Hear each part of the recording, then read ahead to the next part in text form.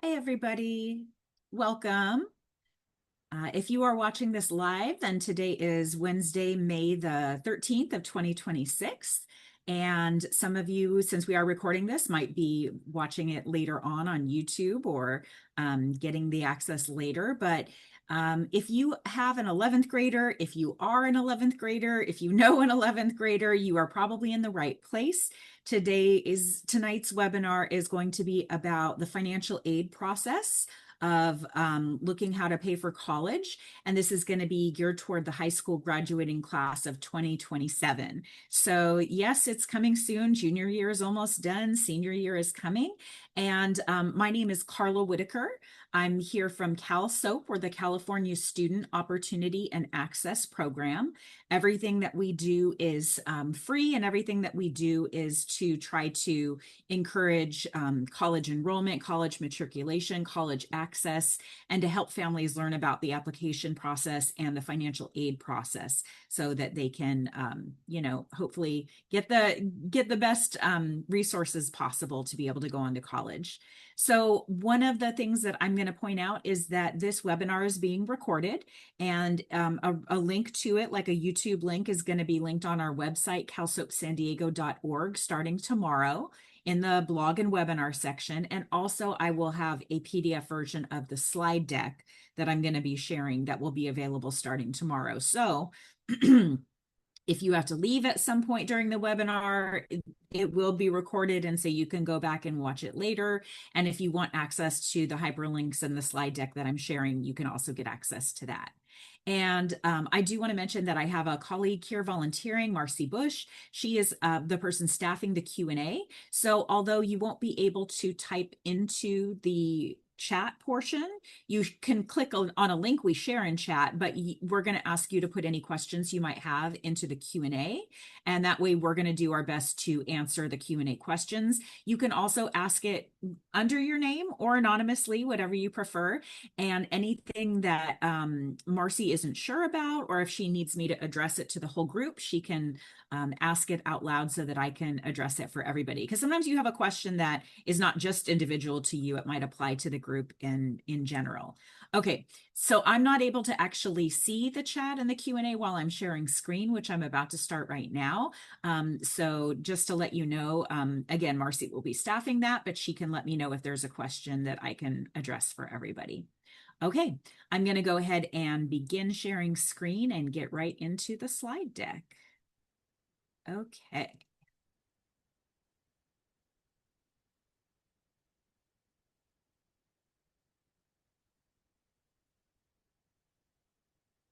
Okay, so this is going to be all about financial aid for the class of 2027, which is that students finishing up their 11th grade year and they're about to transition into their 12th grade year. I'm going to start off with some resources that are really important for students at this point and their families in their journey. One of the first things that you want to do is find out what is the actual, if you want to say, gross and net price of going to college. Obviously, tuition and fees is part of the cost of college, but you're going to have other costs as well besides tuition. Just like any human, you're going to have to figure out a place to live and pay rent. You're going to have to figure out a meal plan or what to eat. You're going to have to figure out, in the case of a student, things like books, things like health insurance, transportation, all of those things. So we have an organization called You Aspire, and they have a calculator that they have, that you can kind of enter different colleges and compare the cost of attendance at each, that will show you the total cost of attendance, like what is the quote unquote sticker price, and also what it might look like with financial aid and that type of thing. And it kind of lets you compare them all in one place, which is nice. Also, all universities are required to have their own net cost and net price calculators listed on their website. So you should be able to go to a college's website and see what is their net price. And that will probably be through their financial aid department or that web page, that part of their website. So youaspire.org, the calculator, is a great tool. So I encourage people to go to that.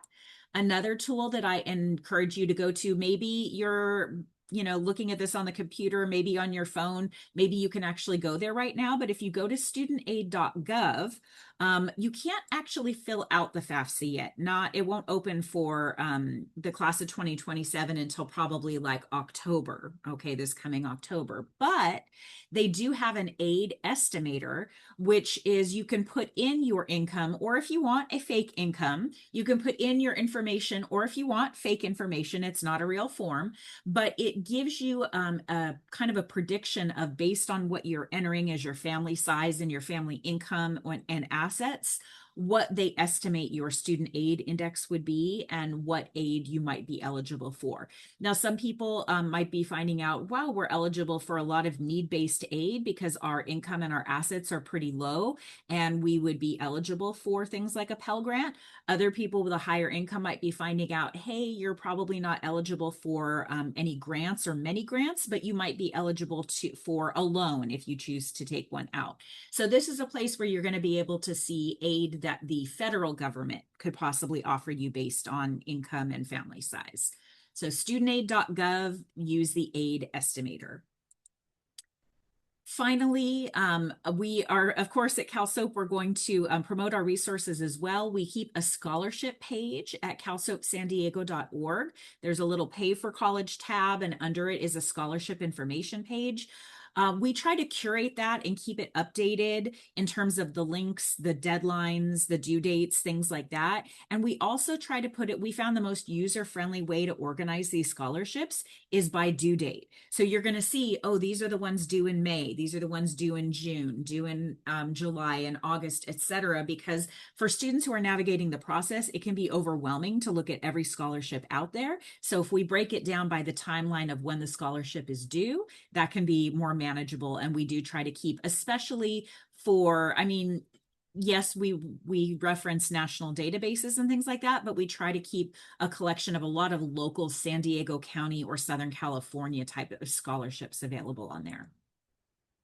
And then finally, this is just a tip for those of you who are into, if you're like on TikTok, if you're on Instagram, I think one of the best people that I've seen who has a ton of free resources, although this is his business and also, you can pay to consult with him, but the fantastic advice I see from Harlan Cohen, and he's at Harlan Cohen on TikTok and Instagram, and he has like I said, things that you can pay for, but also he has a lot of free resources, free advice, quick videos that might only be like 1 minute long, but have great tips for high school students, great tips for college students, great tips for families trying to navigate this whole college process. And I just find him to be a really valuable resource. And so I do welcome people to check him out. That would be a good one. Okay. So I'm going to go over the timeline, and I'll share this slide again at the end, but these are the top tasks that you're going to be looking at doing in the next year, okay? The first one, and this is one that you can start doing right now, is to find scholarships, and if you're eligible, to start applying to these scholarships. Now, scholarships are going to be for various amounts. They might be a couple $100s, a couple $1,000s, many thousands of dollars. They might be a one-time only scholarship. It might be something where you can apply to renew it every year you're in college. They're all going to have different requirements. Sometimes there's scholarships for young men or young women. Sometimes there's scholarships for people going into a certain career, a certain major. Maybe it's a scholarship for someone who has financial need or who has demonstrated community service or athletic prowess or musical talent or something like that. Scholarships they're numerous, and so they each have their own little application, their own deadlines, but that is something, because you can't fill out the FAFSA yet, you can't fill out a college application yet, but you can start looking for scholarships and keeping it organized, keeping a list of which ones you're going to plan to apply to in your senior year. That's when a lot of scholarships are due for high school seniors. Another thing you need to do is, if you don't already have a personal email address like a Gmail, make sure that the student has an email address, and make sure that the parent has an email address. They cannot share an email address for the purposes of something like the FAFSA. They each have to have their own unique email address. I'm also going to strongly recommend that students, you're not going to use an email address that ends in like at sandy.net or at, whatever is your school district email or Gmail. Make sure you have one that you can keep accessing after you graduate from high school. So please make sure that you're using a personal email. It is often Gmail or iCloud. For families, if you make above the threshold where that you usually file taxes, then it is pretty important to make sure that your 2025 taxes are filed. Those are the ones you're going to be using or referring to when you're filling out a financial aid form, is your 2025 taxes. So, if there have been changes since then, you can address that with a college's financial aid office, but basically what they're going to be basing it on is the 2025 tax year. So please make sure that if you haven't done that yet, that you get that taken care of in the next couple of months, because that is something they're going to need to access if you have any tax information. You can actually create, if you're going to be filling out the FAFSA, you can create what's called your FSA ID now. If you're going to be filling out the DREAM Act, you can create an account. Parents, you might already have an FSA ID. If you yourself used financial aid to go to college, even if it was many years ago. And then you might also have an FSA ID if you were a contributor, an information contributor to maybe an older sibling that is already in college, and you're going to be using that same FSA ID for your younger student. So that is something that you could actually create now if you'd like to. Some people like to wait because they don't want to forget or lose their username and password, but it is something you can create now. You just can't fill out the actual forms yet, not till they open in the fall. Okay. So the deadline, these are kind of the major college deadlines you're going to be coming up against. Usually November 30th, that is a typical deadline for many university applications. Like all the UCs are due November 30th. All the CSUs are due November 30th. A lot of private universities on the Common App are due November 30th. Not all of them, but for many, many universities, November 30th is a pretty common application deadline. So that's when seniors are filling out those college applications for admission. Then in January and February, that's usually when community college applications open up. I do want to point out that unlike university applications, a community college application is always free. Okay, and it is always good to have an application in there, regardless of whether or not that is your first choice of college. It is a really good thing to have that application done, to be kind of like reserving your spot, so to speak. If you are community college bound, or if that ends up being your backup plan, because sometimes life happens and you were expecting to go to a university, but something happened in life or something happened with finances, you want to make sure to always have a connection to a local community college as well. Now, March 2nd is the priority California deadline to fill out the FAFSA and DREAM Act, but you're going to have about 5 months to fill it out. It usually opens October 1st. This last year, it opened even earlier than that. So you have all of October, November, December, January, and February to fill it out. March 2nd is the priority deadline. I don't recommend waiting until that deadline. It's not that you have to fill it out as soon as it opens on October 1st, but generally the earlier you have it done, the better. You're also going to know your information sooner. Colleges are going to be able to create a financial aid package for you earlier. So definitely try to do it absolutely no later than the March 2nd deadline. That's true also for college students. Every year they're in college, they continue to fill out the FAFSA every year for the following year. And it is always California is the priority deadline of March 2nd. Now, April is an important month for decision making. That's when college financial aid offices, if you've been accepted to a college, they're going to start sending their financial aid award offers to accepted students. And you're going to be able to look at this offer and see, okay, here's the price tag for attending. Here's what they're offering in financial aid. And then here's what, they're not offering that I'd have to make up with somehow with my own savings, my own money, my own loans, whatever it is. So April is a really, really important month for making the final decision about where you're going to be going. And then for many universities, May 1st is considered the student intent to register day. Some people call it signing day. It's the deadline when a lot of times you have to commit to a university, Or sometimes if you were not accepted, but you were maybe admitted on the wait list, some universities require you to opt in if you're interested in staying on the wait list, because you might find out after the fact that they had enough space to loosen, to open up the wait list and offer some admissions to those students. So for a community college, it's usually a little bit after that. It's usually sometime like in May or June, maybe July, but remember that their semester system colleges are starting in August. So you really want to make sure that you have decided where you're going to go, hopefully in May or maybe June. Okay. All right. So financial aid, when I say financial aid, I'm referring to any money given to students pursuing higher education options after high school. That can be for a 2-year college, like a community college. It can be for a 4-year university. It can also be for a trade and or vocational school. I'm counting all of that. It's possible to get financial aid for all those types of higher education. And some of the different forms that might come in are grants, scholarships, state aid from the state the college is in, work study, and federal student loans. Those are some of the different forms financial aid might come in. Notice that not all of those are gift aid. Loans are borrowed money that you have to be responsible for paying back. Things like scholarships and grants and work study are gift aid, really. But loans are, even though they're considered financial aid, that doesn't necessarily mean it's gift aid. So that is a distinction you want to be aware of. So Hi, where does, oh, yes. Carla. We have a question. Okay. Okay. The question is, what types of documents and steps will need to be taken if the student's parents are both from Mexico and only have worked in Mexico? Okay, good question.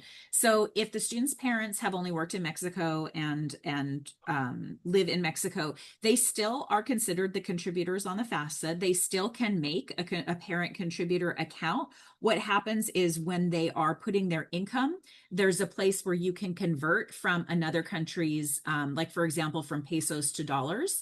And so it will like allow them to enter that information. It also might depend if the parents are like married and filed taxes jointly in Mexico, or if not, it might be just one or the other could be the contributor. But there is a way to like list a foreign address, and there is a way to list a contributor who does not live in the country. Your contributor doesn't, it almost always is your biological or adopted parent. It's usually not like an aunt or an uncle or a legal guardian. It is almost always a biological or adopted parent, even if they are out of the country. Yeah. All right. Good question, because these are living in a border area. We have a lot of situations like this where there are families and students who might live internationally and have international jobs and things like that. Okay, so some of the sources where financial aid comes from is the federal government, the state government. I'm usually talking about California in case you're going to college in California, the colleges and universities themselves, and then also private organizations and sometimes public organizations that offer scholarships and aid for college. So all of those things can kind of come together to create a financial aid package. In terms of if you might be eligible for federal aid, that's from the federal government. This is if you're filling out the FAFSA form, the free application for federal student aid. These are the 3 types of aid offered by the federal government. Now, you might be offered all 3. You might be offered only 1 or 2 of these. It's going to depend on your family size and income situation. So the first one is grants. I tell people to remember this by grant is great.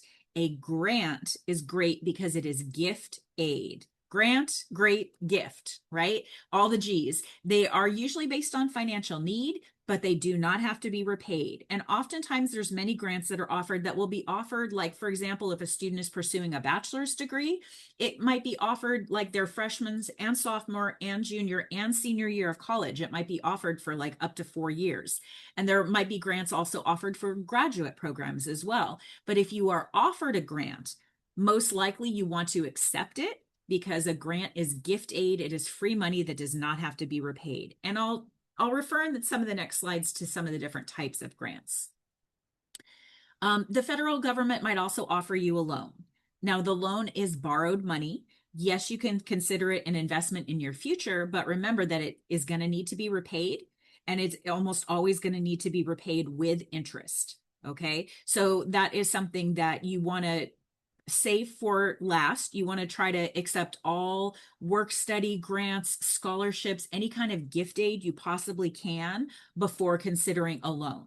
Okay. And just like you would take a loan for a car or to buy a home or something like that, you want to think in the same way of what's my return on investment going to be? Is it worth it since I have to pay it back? And since I have to pay it back with interest, is the job I'm going to get out of this college degree, is it worth borrowing for? And how much should I borrow for it? So this is something you want to make a considered decision on, a family decision, and decide like what's our maximum that we can borrow if you are choosing to borrow money. And one more thing to know is that even if someone offers you a loan, whether it's the federal government or a local credit union or whatever, you can always decline it. Just because they offer it and just because they've done a credit check or whatever and said you qualify for this much, you do not have to accept it. It is up to you to opt into that loan if you choose to. Finally, the third type of money that the federal government might offer you, again, based on your FAFSA family income and size, is something called work study. Now, it is gift aid. You don't have to pay it back. But the idea is work study lets you get a part-time job on your college campus while you're a college student. And then that lets you earn money while you're in school. You make the same hourly rate as anyone else would make. You get to keep that money and spend it on any expense, whether that's tuition or rent or food or whatever you want. It's a job like any other job, but it does make you very, if you want to say hireable or very attractive to college departments because they would love to have some of your salary being paid by the federal government instead of out of their budgets. It's very financially advantageous for college departments to hire work study students. You don't have to have work study to get a college job, but there are jobs where that will make you put you in the top of the heap, so to speak, amongst all the resumes that they're getting. They really look for work study students because that's good for them financially. Okay. So again, reviewing grants. Grants are great. They are gift aid. They are free money and no repayment is necessary. So what are some of the various grants that students might be seeing? If they're going to school somewhere in the state of California, they might be offered a Cal Grant. Cal Grant A is typically for a university, and it's usually based on both need and GPA. Cal Grant B is another one. And then Cal Grant C is specifically for vocational or trade programs. That's money coming from the state of California. If you, at the age of 13 or older, are or were in foster care, there's also something called the Chafee Grant for foster youth. So foster youth have a lot of opportunities for special grants and scholarships.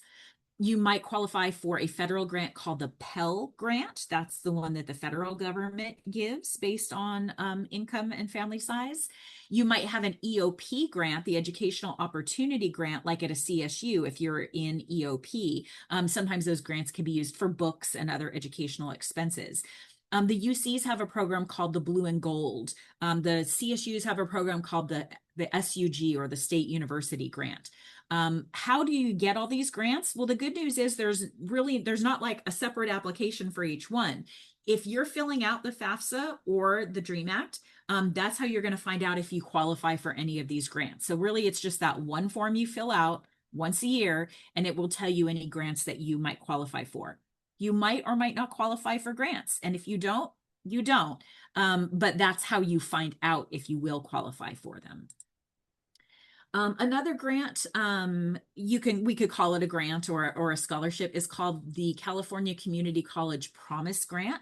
All of the California community colleges have some form of the promise.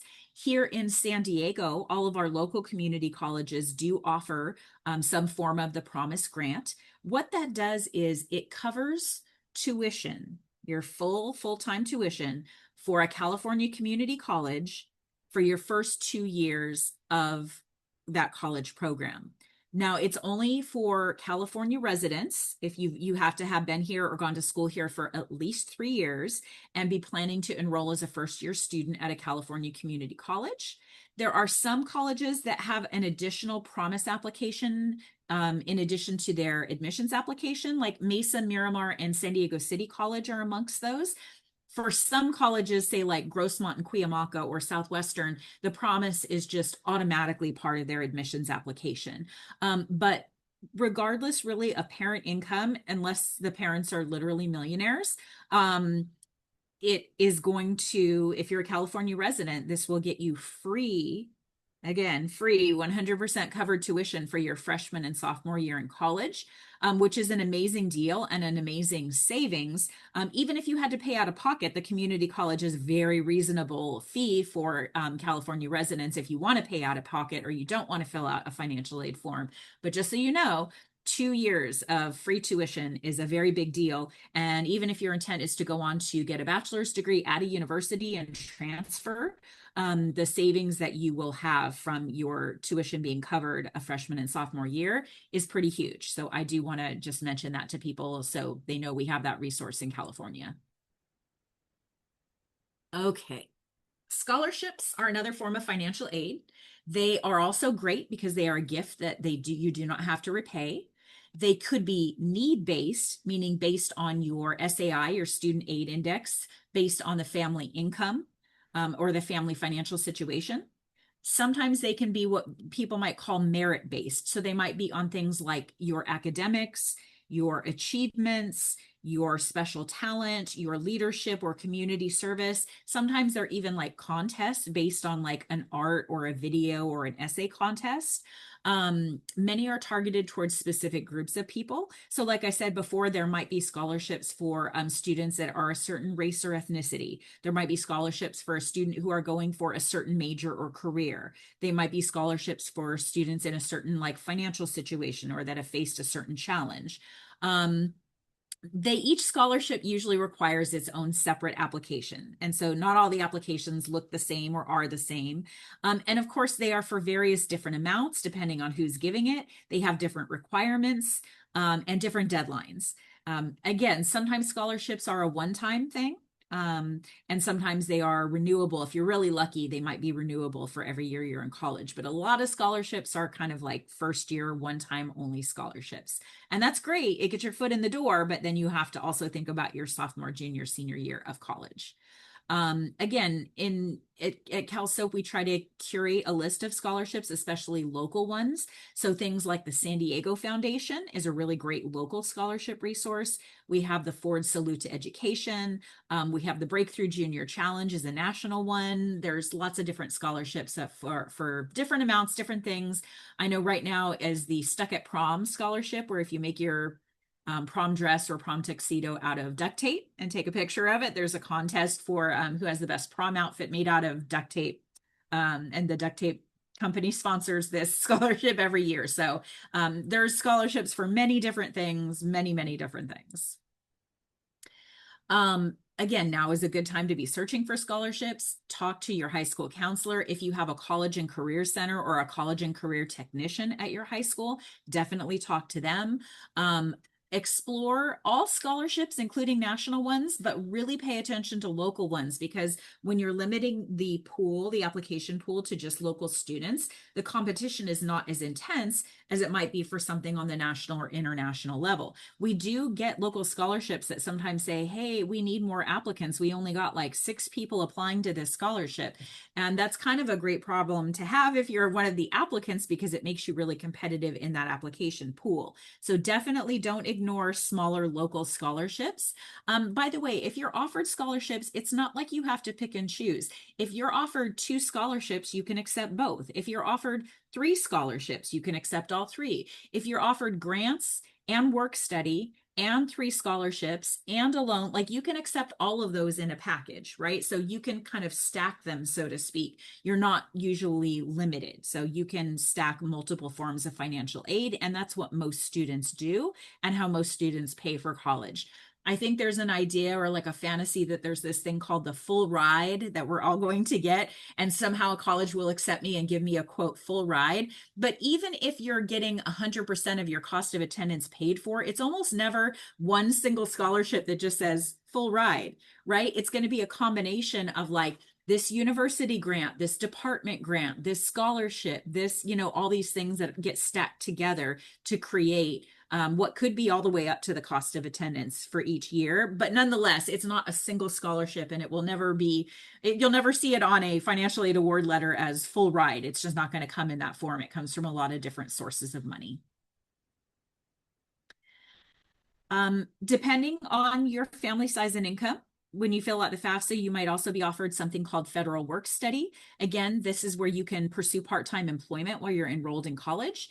It's available for undergraduates and also for graduate and professional students with financial need. It's usually administered by each college that's participating. They'll have a local federal work study office that's part of their financial aid. Okay, if you're going to take a loan, there's a couple things I want to point out about loans to make sure you're aware. Loans are borrowed money that you have to pay back with interest. Students and families are not required to accept any federal or state loans that are offered to them. But you can, and also let's say they offer you $5,000 a year. This is their loan. They'll say you can borrow $5,000 a year. If you would like to take the loan, but you don't want to take that much out, you can say, yes, please, but I would only like to borrow $2,000 of it. And that can help you manage your future debt and things like that. So just know that number one, you don't have to accept it just because it's offered. And number two, if you do accept it, you can accept it for the full amount or for a lesser amount if that helps you manage financially. These are good alternatives to post high school options. But remember, it's only a good option if it's going to also be good for the rest of your life. I don't want to see anybody under crushing debt. And as Harlan Cohen says, you don't want your dream school to become a nightmare school because of having debt for years and years, right? So you might have to adjust your expectations or what college you're applying to, what colleges you're going to attend based on the cost and the financial aid. If you might be offered something called a subsidized or an unsubsidized loan, a quick overview is just that subsidized is better. If you're offered subsidized, please, and you're going to take a loan, subsidized is better because the government actually does not charge you interest while you're in school or during the 6-month grace period after you graduate. So if you happen to be offered a subsidized loan, that is best. If it's not offered, or if you're offered also an unsubsidized loan, you can still qualify regardless of your financial need. But the government does charge interest from the time the loan is dispersed through the life of your loan. So for example, if you start classes in August, just as if you borrowed, money to buy a car in August, your payment starts in September, right? You start making monthly payments. So that's another thing to know about loans. If the loan is to the students, you don't have to start repaying a loan for college until after you graduate. And in fact, you have 6 months after you graduate or leave school, like you do. If you take a break or you drop out, you also have to start repaying within 6 months. Or you enroll in graduate school and then they put it off again, yet a little bit more.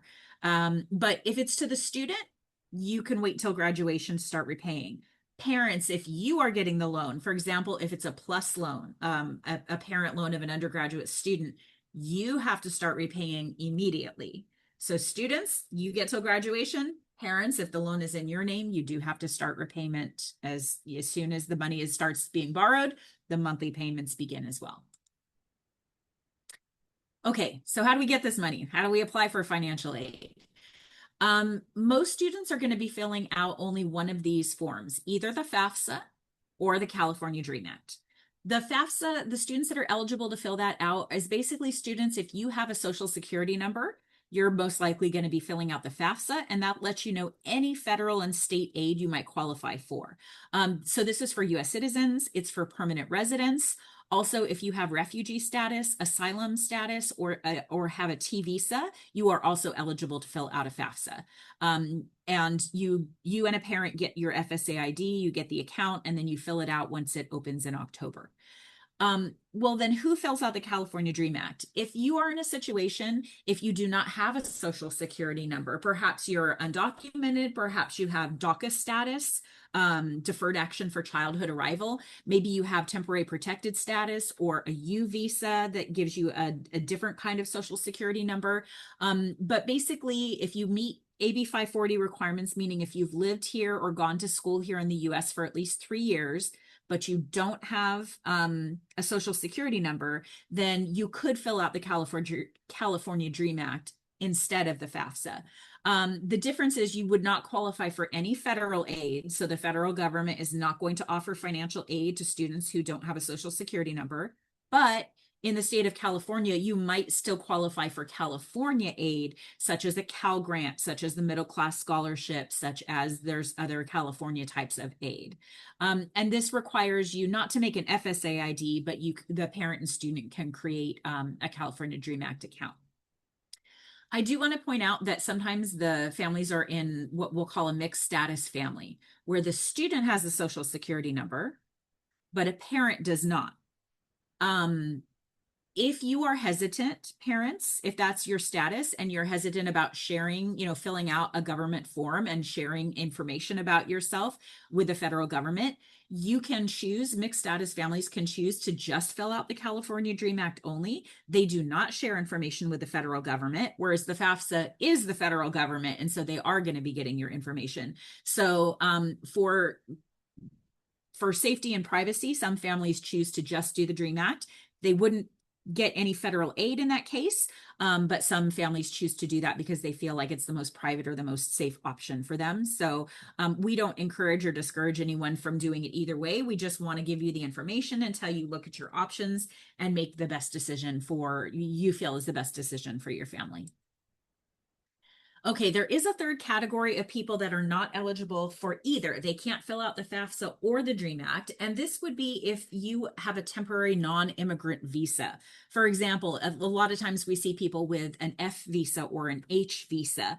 If that is you, unfortunately, both the FAFSA and the DREAM Act, you're not eligible for them. So how would you pay for college? You might have to rely on savings, you might have to rely on loans, or you might have to rely on scholarships that are open to your category of residency, because some scholarships are only open to US citizens or permanent residents, for example. One thing I want to point out, if that happens to be your family situation, if you cannot fill out the FAFSA or the DREAM Act, one option you might want to consider is the San Diego College of Continuing Education. They have various campuses throughout the county, and they are not only tuition free, they have free tuition for all their programs, but they don't require a financial aid form. So it doesn't require a FAFSA or a DREAM Act. And by the way, parents, these classes are for you too. They're regardless of citizenship status, regardless of financial status. They have automotive classes, they have business, they have child development, community education, digital media, English as a second language, hospitality, skilled trades like welding, painting, information technology. There's a lot of different things that you can do at the College of Continuing Ed, and they are tuition free. So just be aware of that as well. They're not always credit bearing courses. But it can put you on a path to be able to start like at a community college, et cetera, and transfer at some point if you are able to. Excuse me, Carla. Yes. We have two questions. Okay. The first one is, does the federal government care if student was born in the U.S. and has Social Security number, but their parents are Mexican citizens? If the student was born in the US or regardless of where the student was born, if the student has citizenship status or legal residency status, then the student is eligible to fill out the FAFSA if they choose to. If the parent lives abroad, again, they could be a contributor on the form. If the parent lives here, but maybe they don't have legal status, that gets a little bit tricky. And like I said, some people don't want to share their information. So in that case, I recommend filling out the DREAM Act instead of the FAFSA. The caveat or the limitation being that you would not find out if you're eligible for any federal aid. But no, the important thing is that the person filling out the form, like the student, that what their status is, not their parent status, in terms of whether you can qualify for financial aid. Okay, and the next question is, and the Mexican parents both need their own FAFSA contributor accounts? If they are married and they file taxes jointly in Mexico, that only one of them might be required to get a contributor ID. But generally, yes, they would be required to, at least one of them would have to have an FSA ID in order for the student to find out if they qualify for any federal aid. Okay, and another one just popped up. It's the same parent asking a different question. Mhm. Parent has tourist visa status. Student has lived and gone to school in California for more than 3 years. Um, if this, well, it depends again on the student's status. If they've gone here, if they've gone and lived in California for at least 3 years, the student, then they at the very least can fill out the California Dream Act. But and it I guess I would have to ask, is the parent on the tourist visa or is the student on the tourist visa or both of them? And that might be something that they might want to email me that question so I can address it like privately and separately, so that I'm addressing their specific situation. So you should all have my email address, and maybe that's a question that would be best emailed to me so that I can answer specific questions about their family situation. You want me to go ahead and type that in? Yeah, that'd be perfect. Yeah, kkwhitaker@ucsd.edu. Okay, I'll do that. Yeah. Okay. Okay. Are there any other financial aid forms you have to be filling out? Well, there is one called the CSS profile. We jokingly refer to it as the FAFSA's nosy cousin, and it is a financial aid form required in addition to the FAFSA by some private and out-of-state universities. It's administered through the College Board. Yes, the same people who do like AP testing and SAT testing. And examples of universities that require the CSS are like Brown, Caltech, Harvard, NYU, Yale, Stanford. So there are a lot of private and out of states that do require this secondary form in addition to the FAFSA. How is it different? Basically, it gets even more all up in your business and asking more financial questions about all of your assets, all of your accounts, all of your income, all that kind of stuff. Now, this one does actually have, it's not free. It does have a cost of $25 to fill it out, plus $16 per college. However, fee waivers are available if the family adjusted gross income is under $100,000 a year. So some families are going to get fee waivers for this, but even if you don't qualify for a fee waiver, it's still, a relatively, it's usually going to be like under $100. But that is something that is required by certain private and out of state colleges. So just be aware of that. Okay. So the first step is you have to determine if the parent information is going to be required on the student application. And the first step is, are your parents married to each other? If they are, then you report both parents' information, like both parents' income and assets, on a form like the FAFSA or the DREAM Act. Okay, if the parents are not married to each other, the next question is, do your parents live together? If they do, then again, we go back to yes, and you're going to report both of their information on a form like the FAFSA or the DREAM Act. If the parents do not live together, the next question is, which parent provided more financial support in the last 12 months? Okay, notice that it doesn't say which parent claims you on taxes, doesn't say who claims you as a dependent, does not matter. Also, notice it doesn't say which parent makes more money. It's phrased as which parent provided more financial support in the last 12 months. Now, financial support, that is a subjective term. That could be based on who the student lives with. It could be based on who provides the health insurance, the food, the clothing, the transportation. So let's say it is a little bit open to interpretation, and it's not strictly based on which parent makes more money or which parent you live with or which parent claims you on taxes. Then so let's say you decide, okay, we're going to use parent A or parent B, and we're going to say they provided more financial support in the last 12 months. Now, if that parent is remarried, then you have to report that parent and your step parent's financial information. If that parent is not remarried, then you report only the parent's information. So hopefully that kind of helps break it down a little bit. But if you have specific questions about your particular family situation, sometimes people live with an aunt, an uncle, they have a guardian, my older sister or brother claims me, or whatever, let me know, and I can try to address your specific situation. Okay. So the FAFSA and the DREAM Act, they're going to open on, or maybe if we're lucky, even before October 1st of 2026. The FAFSA did undergo a major overhaul a couple of years ago, and one of the differences that that makes, it's a little unfortunate. They used to consider if you had other like students in college at the same time, like other children also in college, and that was accounted for. It no longer is. It doesn't matter if you have other children in college at the same time or not. Or in private school or not, or whatever tuition you might be paying for them. It's just based on family size and income, but not whether siblings are also in college.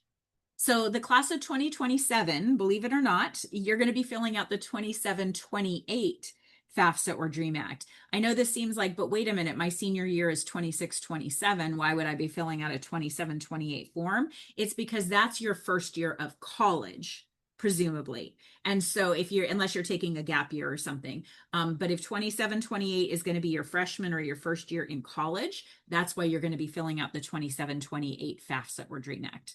And remember, the priority deadline in California is March 2nd every year. And so in this case, March 2nd of your 12th grade or senior year.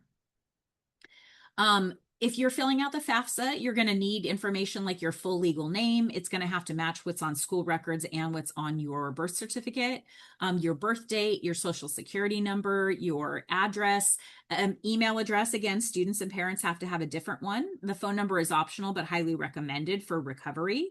And you'll be creating like a username and a password, and they'll also give you a backup code. So I always tell people, take a picture of the screen, screenshot it or save it in a safe place. The contributor must also, or contributors must have their own FSA ID. It can't be the same as the students. They'll also create a username and password. And I also suggest, print it or take a photo of it or whatever so you don't lose that.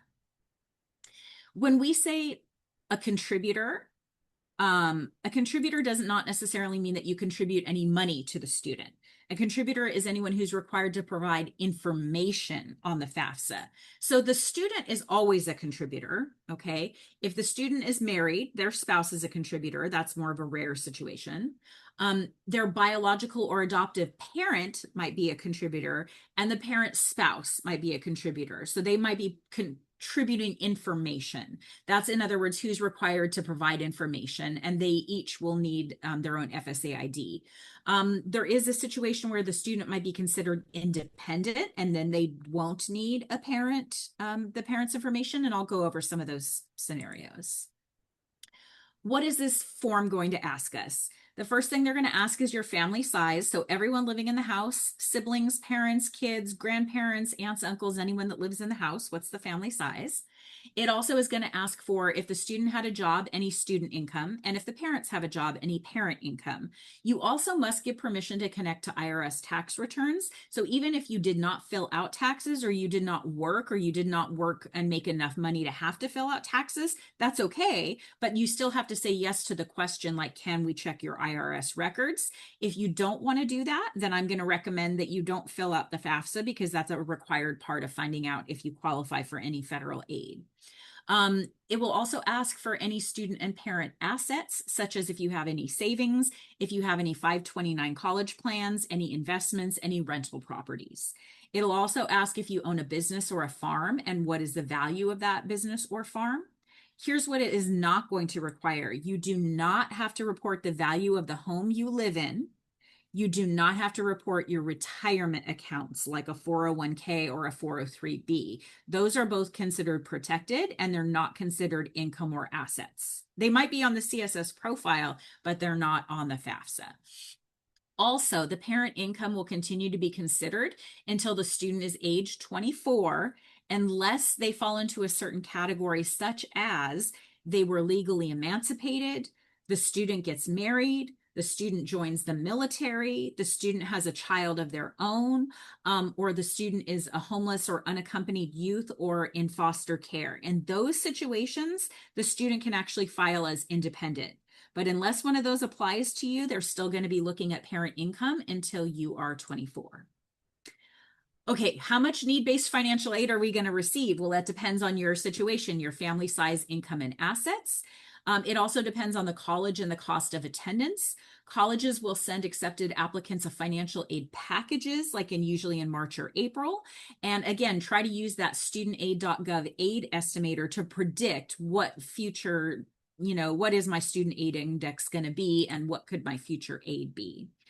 So what is SAI? It used to be called EFC, expected family contribution, but they changed that. It can be a negative number. It can be like negative 1,500 or negative 1,000. It can be zero. It can be 1,000. It could be 10,000. It could literally be all the way up to almost $1 million. Okay. If your SAI is negative or zero, the student will qualify for a maximum Pell Grant, which is the federal grant, and probably a lot of other state and college need-based grants and aid. If your SAI is up to about $1,500, the student might qualify for a program like CSU's EOP program. The family is still considered probably low income or has great financial need. The higher your SAI, that means you might get no need-based aid, or you might be offered less need-based aid. Loans might be offered, but might have to be repaid. So again, use the estimator for your own situation. I'm just going to use a sample family here. Let's say there's 4 people in the family. Let's say there's 2 parents and 2 children. Let's say their annual family income of the 2 parents combined is $75,000, and there's 4 people living in the house. Their predicted SAI is going to be 0. But again, everybody's family size is different. Everybody's situation and income is different. I'm just trying to give you one example to give you a ballpark. Carla, we have another question. Yes. Okay. The question is, if one parent receives a pension, is that considered income you need to report? Yes. If it's reported on taxes, and pensions usually are, then yes, it is considered income that you need to report. Yes. Okay, what about merit aid? Sometimes people don't qualify for need-based aid or not as much as they need, but they still might qualify for merit aid. Even for merit aid, the first thing a college financial aid office will want is the FAFSA or the DREAM Act filled out. Even if you have a very high SAI and you're like, well, I'm not going to qualify for any need-based aid, still the financial aid office, before they'll even consider even a merit scholarship, they often want that number. And colleges package together multiple sources. They package your federal grants, your state grants, your college grants, any loans, any work study, multiple scholarships from multiple sources. They put this all together in one package. So they're going to need to know your SAI, your student aid index, before they can consider offering you, a lot of times, even an achievement-based or a merit-based type of aid. Okay, so I'm just going to recap and remind you for your 12th grade years some of the steps that you'll need to take. Number 1, find and apply for scholarships, and there might be various requirements, amounts, deadlines, etc. Make sure student and parent each have their own functioning email address that they can access. Make sure your 2025 taxes are filed if you do file taxes. Think about creating either an FSA ID if you're going to fill out the FAFSA or a DREAM Act account. Fill out your college applications. Most of them open August 1st. The CSUs, the UCs, and the Common App will all open August 1st. So you can start in August filling out those applications. You can't actually submit them usually until October, but you can start filling them out and doing your PIQs and your personal statements and listing your classes and grades, or you can import those from californiacolleges.edu if you have a California Colleges account. Remember that November 30th is the typical deadline for many university applications, that January and February is when community college applications open, that March 2nd is the priority deadline for the FAFSA or the DREAM Act. April is usually when college financial aid offices are going to be sending you financial aid award packages if you are accepted. And finally, May 1st is a typical deadline to commit to a university. Often July 1st is then the deadline for when your registrar needs to send your final transcript to a college. All right, so I'm going Sorry to go to ahead. interrupt you. Yeah. We have another question. Okay. Somebody's saying, so a $0 SAI is good or bad?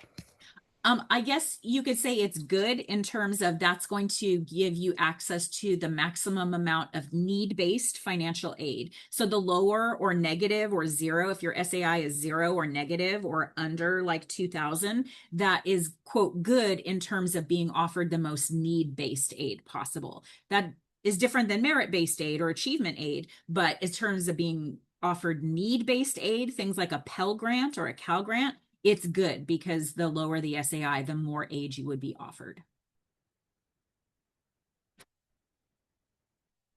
Any other questions?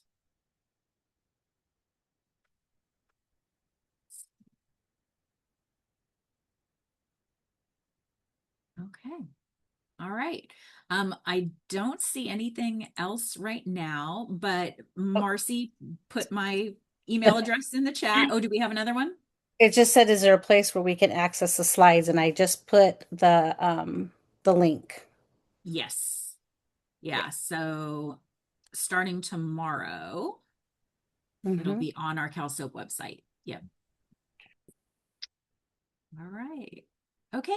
Well, I know we've had a long hour and most people have probably already been working and having a long day. So thank you for tuning in and listening. And I hope the information was helpful. Please feel free to email me with specific questions and I will do my best to answer.